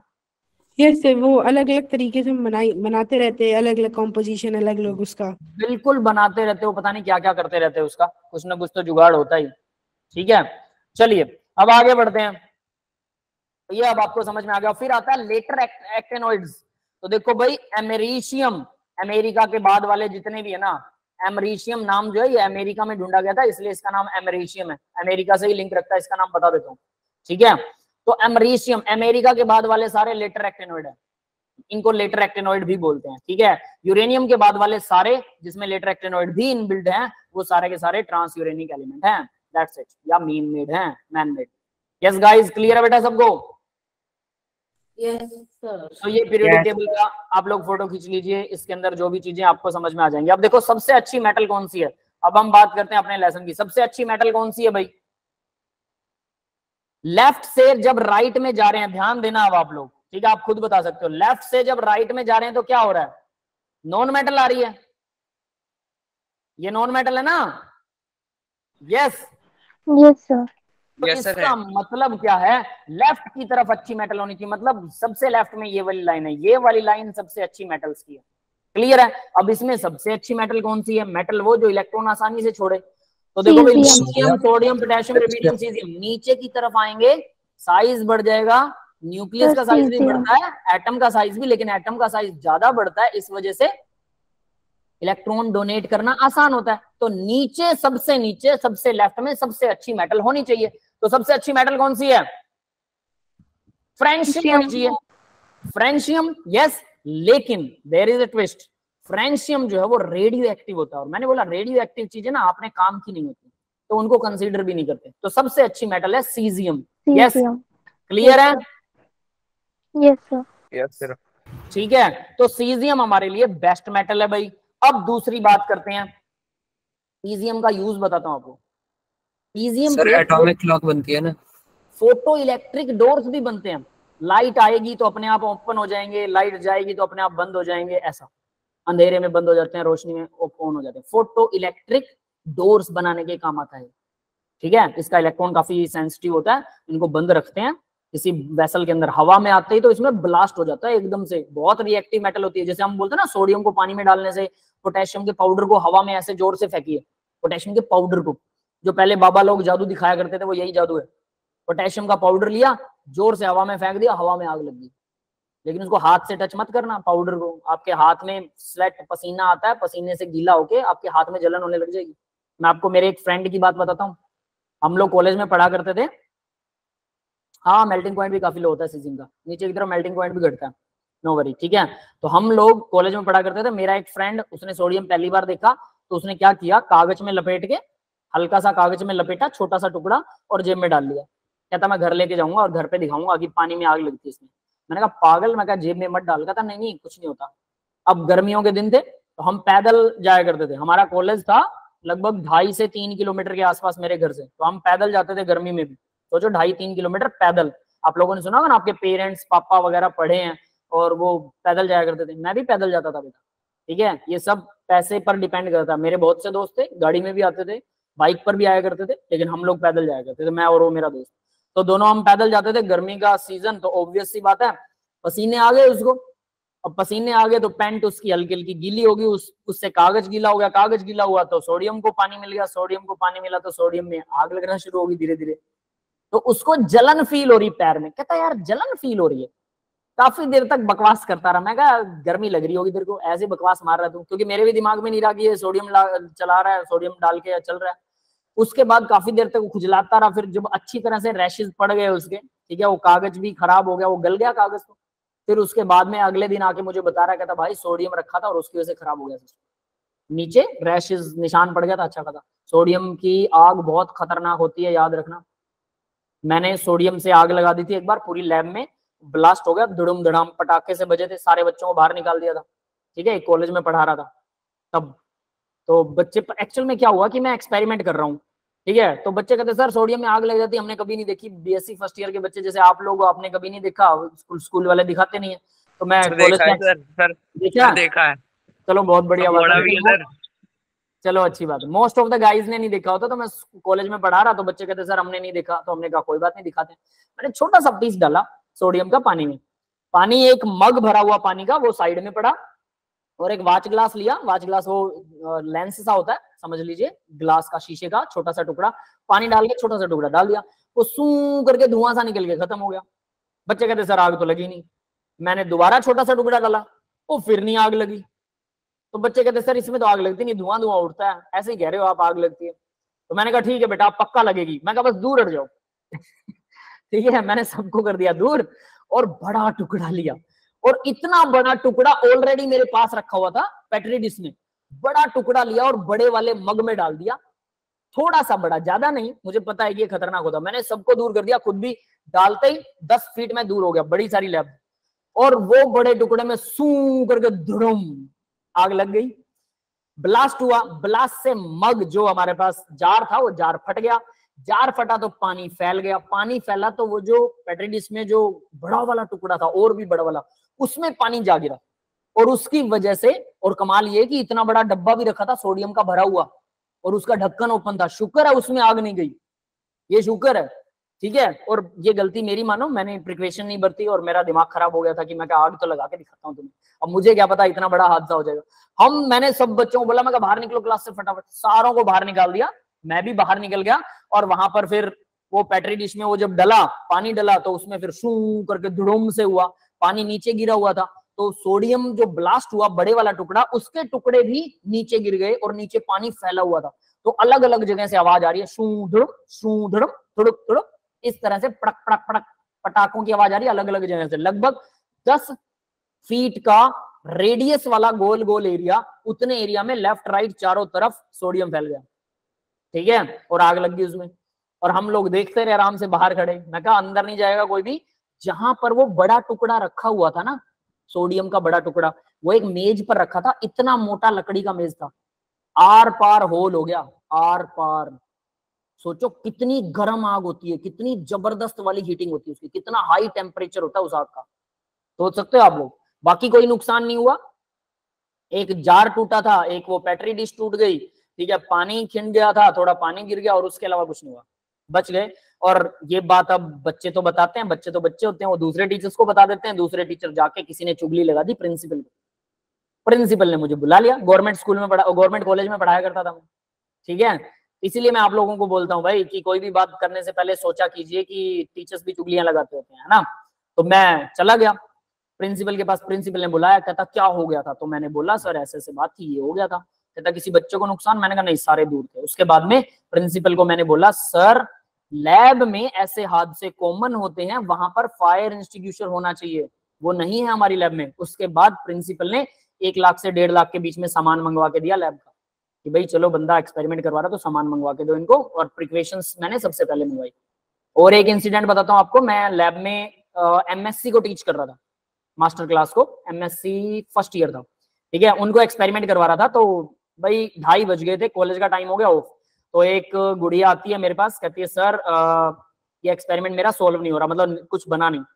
तो अब मैं थोड़ा हरी में था, थोड़ा जल्दी में था। मैंने कहा ठीक है बेटा अभी देखो, मैं जनरली जब भी लैब में खड़ा होता हूँ मेरे आसपास किसी बच्चे को खड़ा नहीं होने देता, बोलता हूँ 10 फीट का डिस्टेंस बना के रखिए। सभी बच्चे मुझसे दूर खड़े थे। टेस्ट ट्यूब ली मैंने, फटाफट साल्ट मिलाए, जो मुझे करना था, साल्ट एनालिसिस चल रहा था, फिर H2SO4 मिलाया, एसिड मिलाना था। ऐसे करके टेस्ट ट्यूब थी, ऐसे सामने वाले उधर होती है टेस्ट ट्यूब, अपनी तरफ कभी भी टेस्ट ट्यूब का फेस मत करना, याद रख लेना, वरना जो भी स्प्लैश आएगा सीधा आप पे जाएगा। ऐसे था, एक गुड़िया मुझसे 10 फीट दूर खड़ी थी, सीधा स्प्लैश उठा H2SO4 डालते सीधा उसकी आंख में। सोचो, मेरे को उस दिन डर लगा कि भाई अगर इसकी आंख चली गई तो कहानी खत्म, क्योंकि एसिड है, आपका जो ब्लैक वाला हिस्सा होता है आंख का, इसके ऊपर एक कोर्निया की लेयर होती है, अगर वो खत्म तो आंख गई। और वो प्रोटीन होता है, और एसिड प्रोटीन का पक्के वाला दुश्मन होता है, लगते ही खत्म। लेकिन उसके व्हाइट वाले पार्ट में कहीं स्प्लैश लगा था और हल्का फुल्का ही एसिड था, इसलिए उसको आधा घंटा तो मैं आंख पे पानी लगाता, मतलब मैं जल्दी जाने के चक्कर में सारी क्लास वहां पे रुकी हुई है, 4-5 लड़कियां रुक गई उसके साथ में, और उस पे आंख पे पानी लगा रहे हैं। फिर हॉस्पिटल था पास में ही, डॉक्टर को मैंने कॉल किया, डॉक्टर आया, आई स्पेशलिस्ट आया, उसने आंख देखी, कहता ठीक है बची हुई है। फिर उसको आंख बंद करवा के कहता देख दिखाई दे रहा है, तो वो कह रही हाँ दिखाई दे रहा है सर। उसके बाद से मैंने मेरी लैब के अंदर किसी भी बच्चे को बिना सेफ्टी ग्लासेस समझते हो, अगर किसी को स्पेक्स नहीं लगे तो ग्लास एक नॉर्मल व्हाइट कलर के शीशे वाला चश्मा पहन के आइए, और अगर किसी को स्पेक्स लगे तो बहुत अच्छी बात है। तो वो पहनने को मैंने अलाउ कर दिया था सभी को, मैंने बोला वरना मैं क्लास में एंटर नहीं करने दूंगा। तो देखो बेटा, अगर उस लड़की को कुछ हो जाता तो जिम्मेदारी मेरी थी, समझ रहे हो, उसकी आंख चली जाती हो तो कहानी होगी एक आंख से सारी उम्र के लिए। इसलिए बोला जाता है, टीचर्स बोलते हैं ना प्रिकॉशन बरतो, एप्रिन पहन के आओ, लैब कोट पहनो, चश्मा लगा के रखो, ग्लव्स पहन के रखो। एक लड़की के हाथ में एसिड गिर गया था H2SO4, उसकी शादी होने वाली थी, MSc फाइनल की थी वो, उसकी शादी होने वाली थी। वो आई मेरे पास, कहती सर मेरा तो जल रहा है। मैंने कहा कोई बात नहीं, इसको पहले कॉटन से साफ कर। मैं कहा पानी मत डालियो वरना पानी में ये एक्सोथर्मिक रिएक्शन होती है, मैं कहा एसिड और जलाएगा। कॉटन से साफ करवा के अच्छी तरह से, फिर उसको बेस थोड़ा बेस वाला लिक्विड लेके उससे साफ करवाया, फिर पानी से साफ करवाया। और उसके बाद में उसका हाथ थोड़ा सा मतलब खराब हो गया था, बट बोली सर मेरी शादी होने वाली। मैं कोई बात नहीं, मेहंदी के ऊपर ये लग जाएगा, पता भी नहीं लगेगा, ठीक है। ऐसे हादसे नॉर्मल होते हैं लैब्स में, और वो उस लड़की की गलती थी, उसकी गलती की वजह से उसके हाथ पे गिर गया। वो एसिड डाल रही थी और हल्का सा हाथ हिला, सीधा हाथ पे एसिड। ये चीजें होती हैं बेटा, सोचिए जरा। तो ऐसे हादसे मेरे साथ हो चुके हैं, तो दैट इज वाई मैं हमेशा लैब में अब प्रिकॉशन बरतता हूँ। सभी बच्चों को दूर रखो, सबके स्पेक्स होने चाहिए, आंखों पे चश्मा होना चाहिए, वरना लैब में जाना बहुत खतरनाक है। 10 फीट दूर खड़ी थी वो लड़की, याद रख लेना मुझसे, 10 फीट, और तब उसकी आंख में गया था। तो एसिड कितना दूर तक जा सकता है अब सोच लेना। You are not in the safe zone, तो पक्के तौर पर कुछ हादसा हो सकता है, ठीक है। तो भाई अब आगे बढ़ते हैं, जरा पीरियोडिक टेबल को करवाते हैं। तो ध्यान रखिएगा जब भी आप लोग, तो सबसे बेस्ट मेटल होगी सीजियम, सबसे बेस्ट नॉन मेटल कौन सी होगी, सबसे लेफ्ट में होनी चाहिए, राइट में। लेकिन इस ग्रुप को छोड़ दो, ये इनर्ट गैसेस है ना, ये वाली लाइन, यस बेटा, यस सर। तो इनर्ट गैसेस को छोड़ दो। तो उसके बाद कौन सी बची भाई, उसके बाद ये वाली लाइन बची। तो सबसे अच्छी नॉन मेटल क्या नीचे वाली होगी भाई, नॉन मेटल ऊपर की तरफ अच्छी होती है, तो यानी fluorine is the best non metal. Clear है सभी को? Yes sir. फ्लोरीन वो ऊपर की तरफ अच्छी होगी, नीचे की तरफ से हो सकती है। क्या बेटा, वो ऊपर की तरफ से क्यों अच्छी होगी sir non metal? Non metal अच्छी ऊपर वाली होती है, सबसे ऊपर।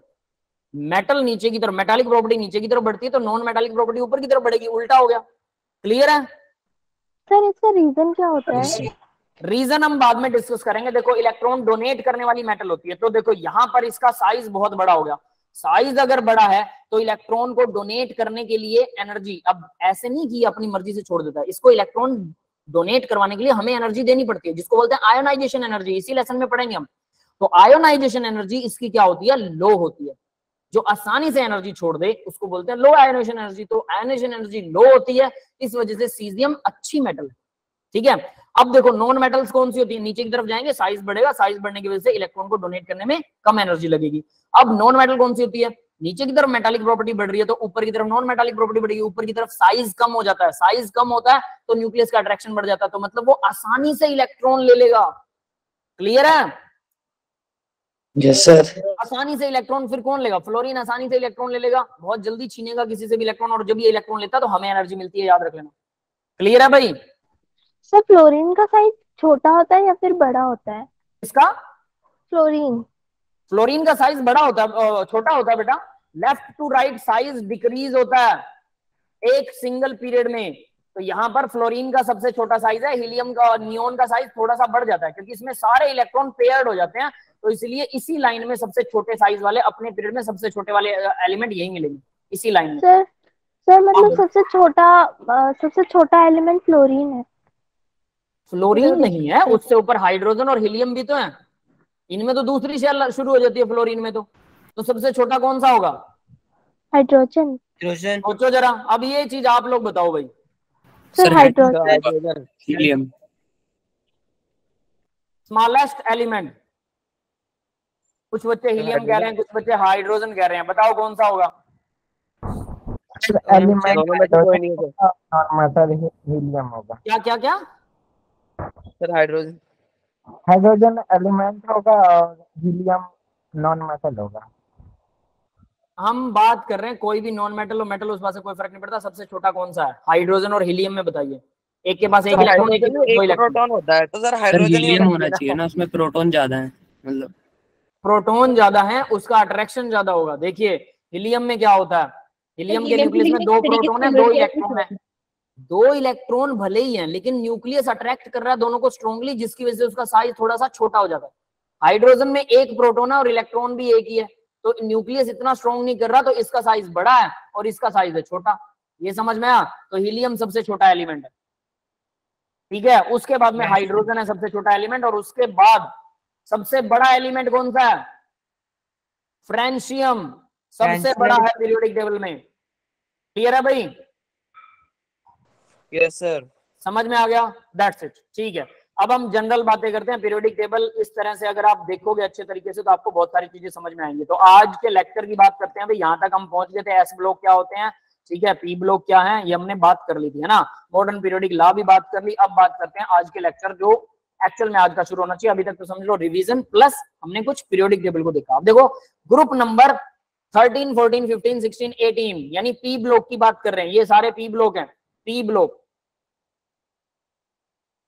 ठीक है बेटा। तो पी ब्लॉक के अंदर जितने भी एलिमेंट हैं, 13 ग्रुप को बोलते हैं बोरॉन फैमिली, 14 को बोलते हैं कार्बन फैमिली क्योंकि कार्बन से जीरो होता है, 15 को बोलते हैं पी निक्टोजन। वैसे इसको निक्टोजन बोलते हैं, पी नहीं बोलते, पी साइलेंस होता है। तो निकोजन का मतलब क्या होता है? Suffocating, suffocating. नाइट्रोजन फैमिली में दम घोटू गैसेस बनती हैं, दम घोटू गैसेस, समझ गए? इसलिए इनको सफोकेशन वाले एलिमेंट्स बोला जाता है, यानी कि निक्टोजन। यस, क्लियर है सभी को?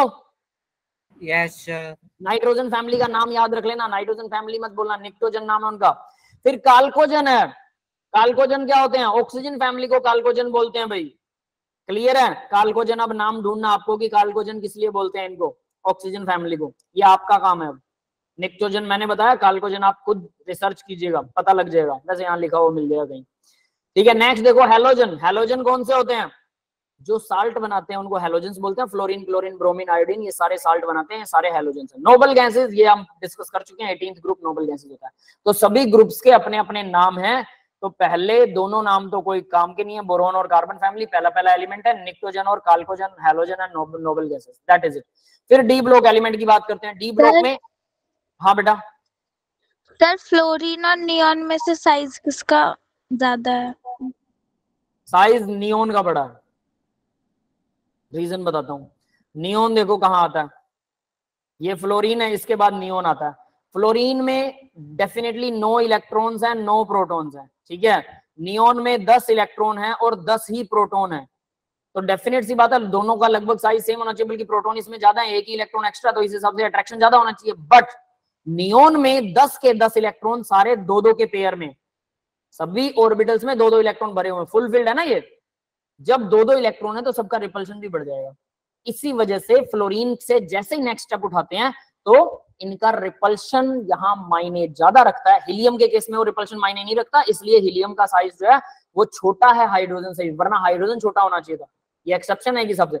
बट बाकी के सभी हैलोजन जो है वो उससे अपने जस्ट पहले, एक एलिमेंट पहले वाले एलिमेंट से बड़े हो जाते हैं, साइज में छोटे नहीं होते, बड़े हो जाते हैं। समझ में आ गया?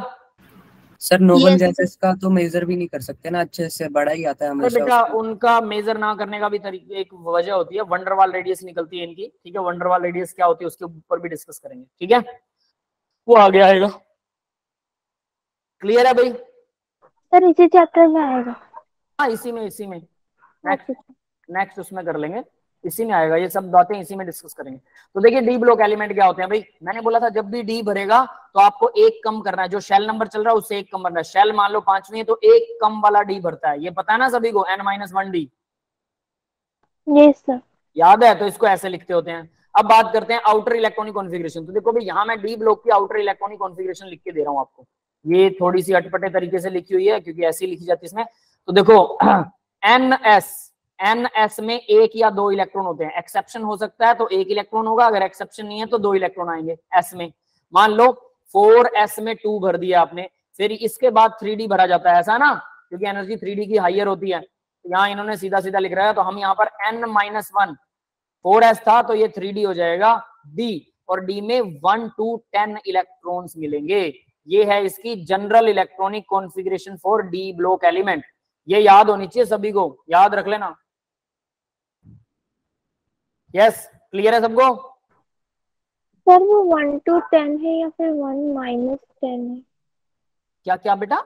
सर डी के पावर में 1 to 10 है या फिर 1 - 10? अरे 1 to 10 है, 1 से 10 बेटा, 1 से 10। अब यहाँ 1 to 10 लिखूं, 1 to 10 आप सीधा समझ लो ना, पावर कैसे लिखेंगे, वरना 1 - 10 तो मीनिंगलेस, ऐसा कोई फॉर्मूला होता ही नहीं है। तो थोड़ा कॉमन सेंस के हिसाब से इसको समझ लो, ठीक है?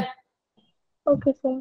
ठीक है, 1 to 10 होते हैं। एक डी में कम से कम एक भरेगा, मैक्सिमम ज्यादा ज्यादा 10 भर सकते हैं। तो डी ब्लॉक कौन सा होगा जिसमें डी में लास्ट इलेक्ट्रॉन आए? तो डी में लास्ट क्या हो सकता है? एक भी हो सकता है, 2 3 4 5 6 7 8 9 10 भी हो सकते हैं डी में, तो डी ब्लॉक एलिमेंट आ गया, ठीक है? और उसमें डी के साथ साथ जो शेल भरी जा रही है वो डी वाला जो भी ऑर्बिटल है उससे एक ज्यादा एनएस वाली शेल भरी जा रही है, बस याद रखना। नेक्स्ट देखो, फर्स्ट ट्रांजिशन सीरीज को 3D बोलते हैं, सेकंड वाली को 4D आएगी, थर्ड वाली 5D, सिक्स और फोर्थ ट्रांजिशन सीरीज को 6D बोलते हैं, क्योंकि पहले और दूसरे पीरियड में तो ट्रांजिशन ही शुरू नहीं होती है, डी ब्लॉक शुरू नहीं होते हैं, है ना?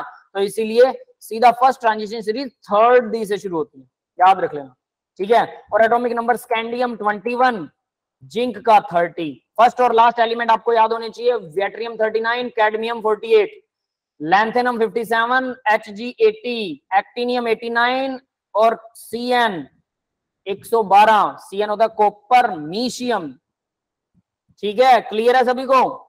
ये एलिमेंट्स फर्स्ट और लास्ट आपको याद होना चाहिए डी ब्लॉक के, स्पेशली एफ वाले अपने क्या बोलते हैं, एफ वाले अपने आप आ जाएंगे आपको, ठीक है? और क्या बोलते हैं इसको, पी वाले भी अपने आप आ जाएंगे, सिर्फ ये बीच वाले याद होने चाहिए। हो जाएंगे याद सबको? यस है ना? 21 से 30 तो सबको याद रह जाता है, बता दो। हाँ बिल्कुल बिल्कुल, लर्न इट। 21 से 30 तो सबको याद रह जाते हैं, लेकिन 39 से 48, 57 से 80 और 89 से 112, बस इसमें बच्चों को भूल लग जाती है। आगे बढ़ते हैं, why D block are transition element. D block transition क्यों है, मैंने एक्सप्लेन कर चुका हूं मैं, है ना? Bridge between the metal and non metal, S और पी के बीच में ब्रिज आता है, दैट इज व्हाई इनको ट्रांजिशन बोलते हैं। Why zinc and cadmium mercury are not transition element. अब देखो, लास्ट एलिमेंट है जिंक, कैडमियम, मरकरी, कहां आते हैं ये पता है? पीरियोडिक टेबल दिखाता हूं, उसी से पता लगेगा। देखो भाई, ये रहा जिंक, ये रहा कैडमियम, ये रहा मरकरी, दिख रहा है सबको? Yes sir. Yes sir. इनको हम डी ब्लॉक एलिमेंट नहीं बोलते, और ये प्रॉपर्टी भी नहीं दिखाते डी ब्लॉक वाली। क्यों? 3D में 10 भरे होते हैं, 4s में 2 है, तो हम इसको s ब्लॉक ज्यादा ना बोले, क्योंकि लास्ट शेल तो इसकी 4th है, बट एनर्जी 3D की ज्यादा हाइयर होती है, लेकिन लास्ट तो 4th है ना, 4s2, तो उसको यहां ना रखें। जैसे ये रहा 4s2 कैल्शियम, और इसी के लास्ट में यहां पर फिर से 4s2, बस d बीच में भरा गया, इतना फर्क होता है। तो इस वजह से, क्योंकि इनके लास्ट शेल कंप्लीट फील्ड होती है, ठीक है, इस वजह से इनको s ऑर्बिटल एलिमेंट कहना ज्यादा वाजिब है। और कमाल की बात यह है कि इनकी प्रॉपर्टीज ना s से मिलती है ना d से मिलती है, कहीं इंटरमीडिएट होती हैं, लेकिन ये डी ब्लॉक एलिमेंट की तरह कुछ प्रॉपर्टीज रखते हैं। और दूसरी बात, सबसे लास्ट एलिमेंट है डी के। 3D में 9 आ गए, फिर 3D में 10 भरोगे तो जिंक बनेगा, 4D में 9 आ गए, 4D में 10 भरोगे कैडमियम बनेगा, 5D में 9 आ गए, 5D में 10 भरोगे तो मरकरी बनेगा। तीनों के नाम याद रख लेना, zinc, cadmium, mercury. Atomic number भी याद होने चाहिए, फर्स्ट और लास्ट मैंने अभी भी बोला था। तो ये 30, 48 और 80 ये एलिमेंट्स हैं कौन से? डी के लास्ट एलिमेंट है, इसलिए इनको डी में रखा गया, लेकिन इनकी प्रॉपर्टी डी से नहीं मिलती है, इसलिए इनको डी नहीं कहना ही ज्यादा ठीक है। समझ में आ गया बेटा? Because they don't have partially field D orbital. Partially field D orbital नहीं है इनमें। डी एलिमेंट उनको बोलते हैं जिनमें डी ऑर्बिटल पार्शियली फिल्ड होता है। पार्शियली फिल्ड मतलब थोड़ा बहुत भरा हो, पूरा ना भरा हो। इनका तो डी पूरा भरा होता है और एस के अंदर 2 इलेक्ट्रॉन है, तो एस के हिसाब से इनकी प्रॉपर्टीज ज्यादा होगी। तो इसीलिए why zinc cadmium mercury are not transition element, तो इनको ट्रांजिशन एलिमेंट बोलते ही नहीं है। यस, ये समझ में आ गया सबको? सर हाँ बेटा बोलो। तो partially field D orbits clear नहीं हुआ। पार्शियली का मतलब थोड़ा बहुत भरा हो, मतलब एक्चुअल में डी ऑर्बिटल्स हम किनको बोलते हैं, जिसमें डी में 1 से 9 इलेक्ट्रॉन्स आते हैं, 1 से 9, ये होता है पार्शियली फिल्ड, पूरा भरा नहीं। लेकिन सर इनमें क्या इसमें से कम होते हैं।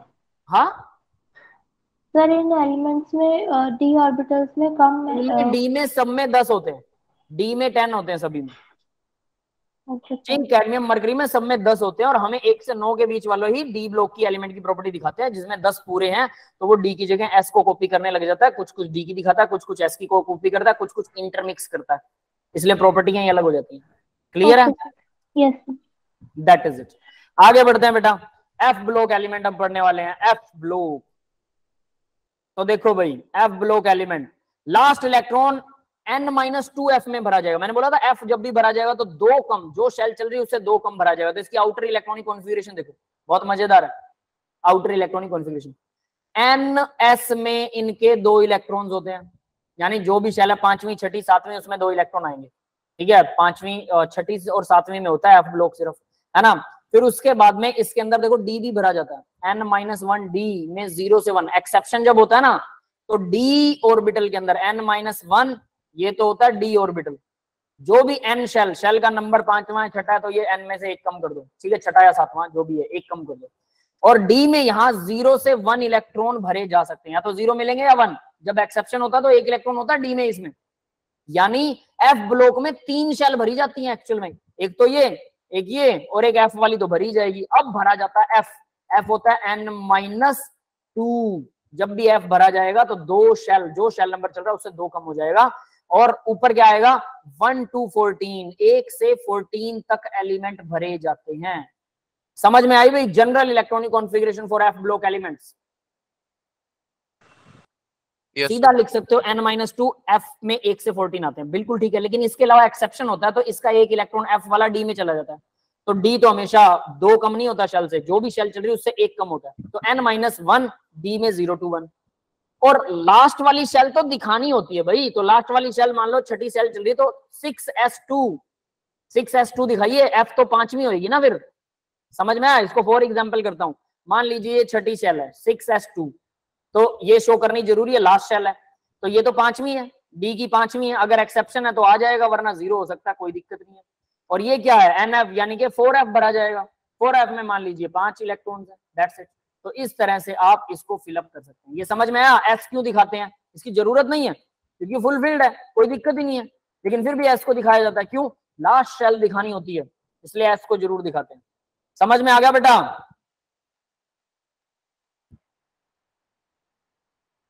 क्लियर है सभी को? सब बच्चे सो गए क्या? क्या बेटा?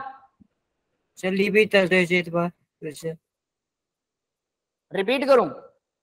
देखो जब भी एफ भरा जाता है, एफ, तो एफ जो है वो 2 कम होता है शेल नंबर से। तो मान लो आपने कोई एक शेल 6ठी और 7वीं में, 6th शेल और 7th शेल में ही एफ मिलेगा, वरना एफ नहीं मिलेगा। तो 6 शेल शुरू करते हैं हम, 6 शेल में 6s2 भर दिया हमने, फिर उसके बाद में उसमें डी भी कभी कभी एक्सेप्शन की वजह से डी भी भरा जाता है। अगर एक्सेप्शनल इलेक्ट्रॉनिक कॉन्फ़िगरेशन है तो डी भरा जाएगा, क्योंकि शेल का हेर फेर तो करना पड़ेगा। तो डी में 1 इलेक्ट्रॉन, एफ वाला 1 इलेक्ट्रॉन डी में आ जाएगा, यहाँ 4 रह जाएंगे, ऐसा हो सकता है, ठीक है। तो इसलिए डी को भी दिखाना पड़ा, तो डी 1 कम होता है, जो शेल नंबर था उससे 1 कम कर दिया, डी आ गया। और मान लो डी में 0 है, 0 भी दिखाएंगे। फिर एफ जो भरा जाता है, जो शेल नंबर उससे 2 कम कर दो, तो एफ जो है 2 कम आ गया। क्लियर है? और एफ में जितने भी इलेक्ट्रॉन है उतने इलेक्ट्रॉन फिल कर दो, दैट्स इट। तो 1 क्यों लगाया सर? अपने मतलब उससे लगाया देखने से, या अभी ऐसी? क्या क्या क्या सर ये जो एफ के ऊपर जो 5 है, अरे ये मैंने ऐसे ही 5 इलेक्ट्रॉन भर दिए बेटा, ओके सर, ओके सर। अपनी मर्जी से। फॉर एग्जाम्पल है, ये एग्जाम्पल लिया मैंने कि मान लो किसी के एफ में 5 इलेक्ट्रॉन है तो उसको कैसे भरेंगे, ठीक है। ये 5 की जगह 6-7 भर लो, जितने मर्जी भर लो, कोई चक्कर ही नहीं, ठीक है। वो तो जब आप इलेक्ट्रॉनिक कॉन्फ़िगरेशन लिखोगे, तो मैंने सिर्फ शेल दिखाने के लिए भरा है। ये 6ठी शेल है, ये 5वीं है, ये 4थी है, मतलब एफ भरोगे तो जो शेल नंबर है उससे 2 कम, जो शेल नंबर है उससे 1 कम, डी, डी भी भरा जाएगा एफ में, क्योंकि इलेक्ट्रॉनिक कॉन्फ़िगरेशन वो हो सकती है, एक्सेप्शनल हो सकती है, दैट इज इट।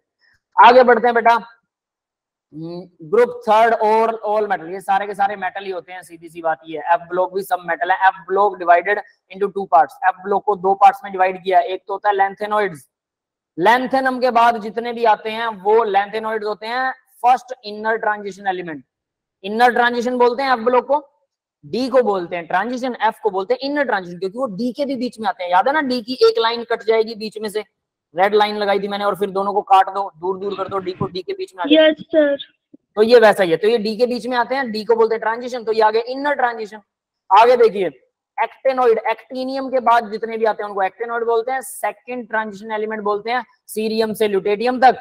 ये भी एटॉमिक नंबर याद कर लीजिए, लास्ट वाला, ये वाला तो सीरियम और ल्यूटेटियम वाला याद रह जाएगा, क्योंकि लैंथेनॉइड और ये याद होगा आपको, लैंथेनॉइड का 57 है, एक्टिनियम का 89 है, ठीक है। तो लास्ट वाले सिर्फ ये दो याद रखना, लर्न दीज टू, ठीक है भाई। आगे देखते हैं, F block also called rare earth metal. देखो भाई, एफ ब्लॉक को रेयर अर्थ मेटल भी बोलते हैं, मतलब अर्थ क्रस्ट में जो बहुत रेयरली मिलते हैं, कम अमाउंट में होते हैं, उनको बोलते हैं रेयर अर्थ मेटल। यस बेटा, क्लियर है सबको? Yes sir. ठीक है, अब आगे बढ़ते हैं। ट्रांस यूरेनियम एलिमेंट बता चुका हूं, ट्रांस यूरेनियम कौन से होते हैं, यूरेनियम के बाद वाले सारे ट्रांस यूरेनियम है, पीरियोडिक टेबल में ही लिखा हुआ है मैंने, ठीक है। Yes sir.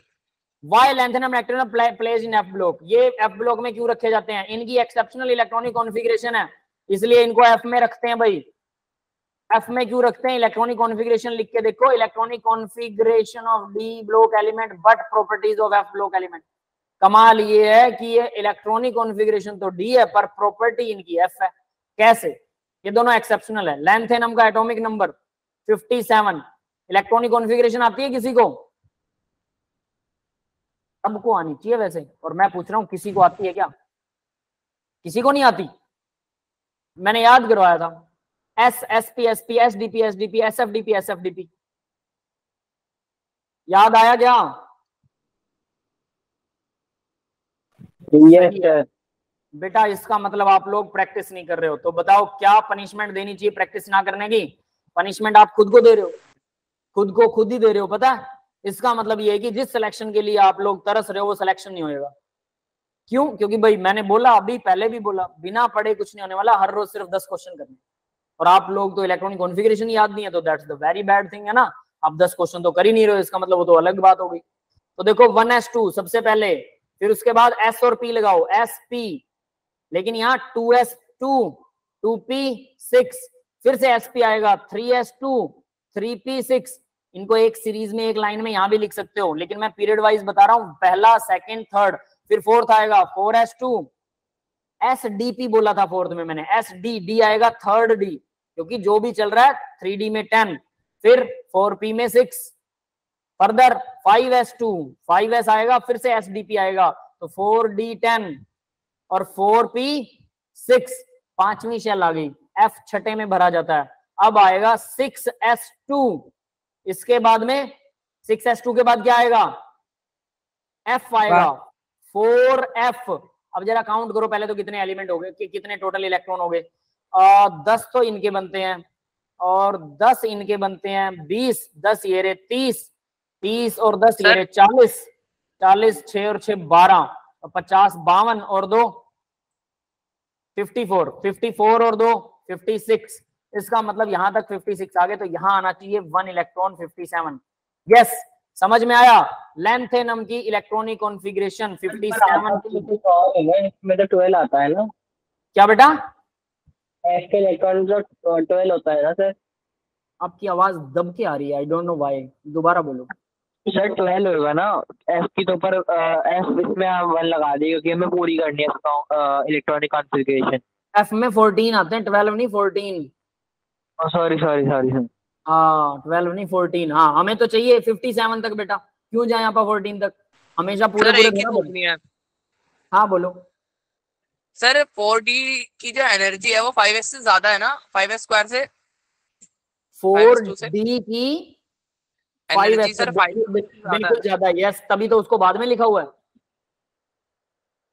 तो सर ये बाद में भरा जाएगा ना, 5s2 के बाद भरा जाएगा ना? 4D, यस बिल्कुल, हाँ तो मैंने लिखा भी तो वैसे ही है, देखो 4D मैंने बाद में लिखा, 5s पहले लिखा। Yes sir. ठीक है, इसको आप एक लाइन में सीधा लिख सकते हो। मैंने तो बस वो पीरियड वाइज, जैसे मैंने बोला कि इसको बोलते हैं एस, इसे बोलते हैं एसपी, इसे भी बोलते हैं एसपी, ये एसडीपी, ये भी एसडीपी, फिर एसएफडीपी, एसएफडीपी, इस तरह से मैंने इसको मेंशन किया। ठीक है, तो ये हमारे 57 भरे गए। अब 57 भरे गए, एफ में आ गया 1। लेकिन यहाँ कमाल की बात है, मैंने बोला था ना जब भी एफ भरा जाता है तो डी ऑर्बिटल भी शो करोगे। ठीक है, तो 5d यहां पर अब देखिएगा जरा, यहां आपको 5d कुछ मिलेगा।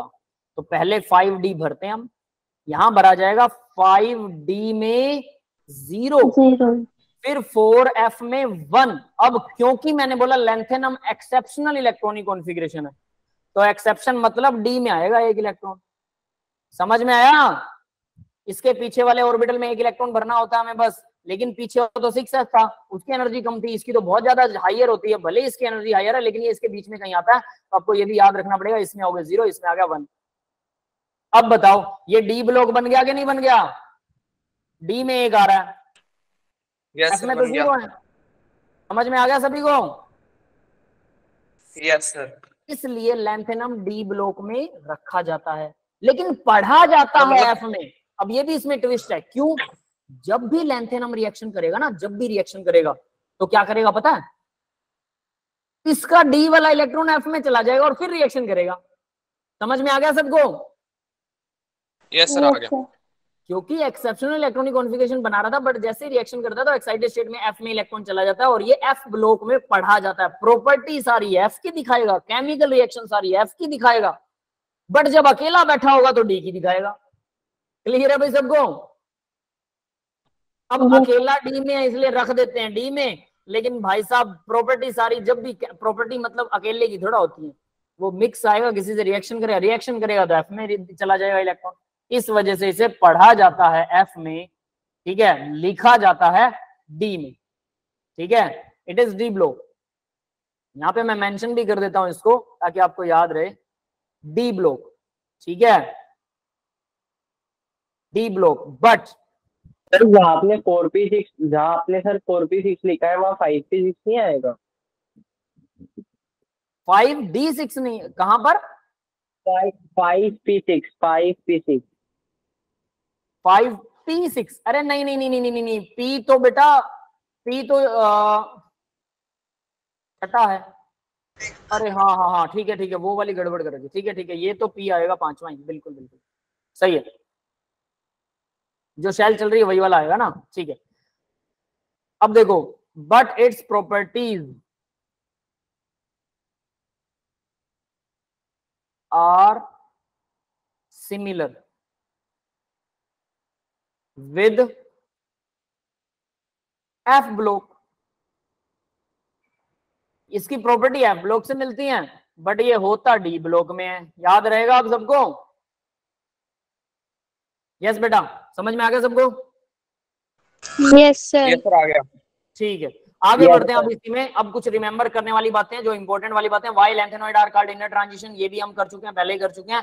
अब देखो भाई, remember S element of group 1 2 13 2 except hydrogen को छोड़कर मेन ग्रुप एलिमेंट बोलते हैं। ये पीरियोडिक टेबल में लिखा हुआ है मेन ग्रुप एलिमेंट कौन से होते हैं। ठीक है, सेकंड पीरियड के एलिमेंट्स को टिपिकल एलिमेंट बोलते हैं। सेकंड पीरियड में कौन से आते हैं जो आपने रट्टा मार रखा ना, लिथियम, सोडियम, फिर उसके बाद boron, carbon, nitrogen, oxygen, fluorine, neon, सारे सेकंड पीरियड में। यस, क्लियर है? लिथियम के बाद बेरिलियम आता है, lithium, beryllium, boron, carbon, nitrogen, oxygen, fluorine, neon, ये सारे के सारे सेकंड पीरियड में आते हैं। सेकंड लाइन ऐसे वाली, हॉरिजॉन्टल वाली, ऐसे वाली नहीं। क्लियर है बेटा? इनको बोलते हैं typical element. Sir argon exception क्या है? एक्सेप्ट आर्गन, क्योंकि आर्गन पी ब्लॉक में ना था, एस और पी को कोलेक्टिवली बोल रहे हैं। ठीक है, एस और पी को।